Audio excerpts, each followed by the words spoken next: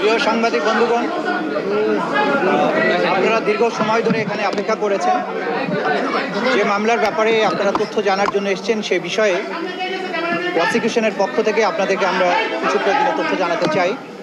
তো আপনারা অনুগ্রহ করে একটু শব্দ বন্ধ করেন।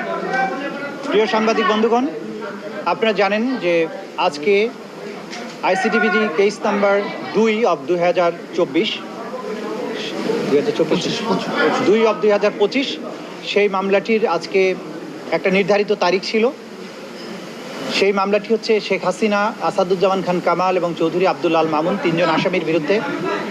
তাদের বিরুদ্ধে গত জুলাই এবং আগস্টে 2024 সালের বাংলাদেশের সংগঠিত যে ম্যাসাকার এবং মানবতা বিরোধী অপরাধ, সেই অপরাধের দায়ে তাদের বিরুদ্ধে এই মামলাটি করা হয়েছিল। দীর্ঘ পথ পরিক্রমা শেষে, সাক্ষ্য গ্রহণ শেষে, উভয় পক্ষের যুক্তিতর্ক শেষে সেই মামলাটি এখন রায়ের আগামী 17ই নভেম্বর সোমবার দিন নির্ধারিত করেছেন। ইনশাল্লাহ আগামী 17ই নভেম্বর সোমবার এই মামলাটির রায় ঘোষিত হবে।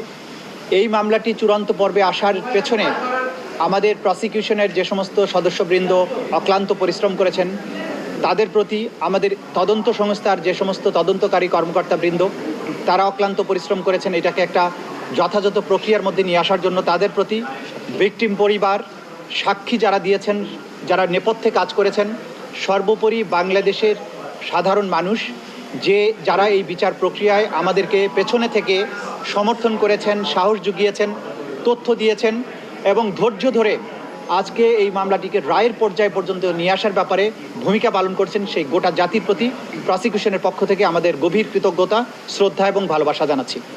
আমরা অঙ্গীকার করেছিলাম যে যারাই বাংলাদেশে যত শক্তিশালী হোক না কেন, যদি কেউ অপরাধ করে, মানবতা বিরোধী অপরাধ করে, তাদেরকে সঠিক পন্থায় বিচারের মুখোমুখি করা হবে এবং তাদের আইন অনুযায়ী যে প্রাপ্য সেটা তাদেরকে বুঝিয়ে দেওয়া হবে। সেই প্রক্রিয়ায় আমরা একটা দীর্ঘ যাত্রা শেষ করেছি। আমরা এখন চূড়ান্ত পর্বে উপনীত হয়েছি। আশা করছি ইনশাআল্লাহ 17ই নভেম্বর আদালত তার সুবিবেচনা, তার প্রজ্ঞা প্রয়োগ করবেন এবং এই জাতির যে বিচারের জন্য আকাঙ্ক্ষা, যে তৃষ্ণা, সেটার প্রতি তারা সুবিচার করবেন এবং একটি সঠিক রায়ের মাধ্যমে বাংলাদেশে সংগঠিত মানবতা বিরোধী অপরাধের একটা ইতি ঘটাবেন এবং ভবিষ্যতের জন্য এই রায়টি ইনশাআল্লাহ দৃষ্টান্ত হয়ে থাকবে তেমন একটি রায় আমরা প্রত্যাশা করছি। তো আপনাদের সবাইকে ধন্যবাদ এখানে আমাদের কথা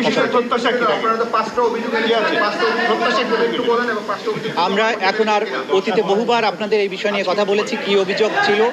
আমরা সর্বোচ্চ শাস্তি আদালতের কাছে প্রেয়ার করেছি। আদালত তার সুবিবেচনা প্রয়োগ করবেন এবং আমাদের পক্ষ থেকে প্রেয়ার হচ্ছে যে এই অপরাধের দায়ে আসামিদের যেন সর্বোচ্চ সাজা দেওয়া হয়।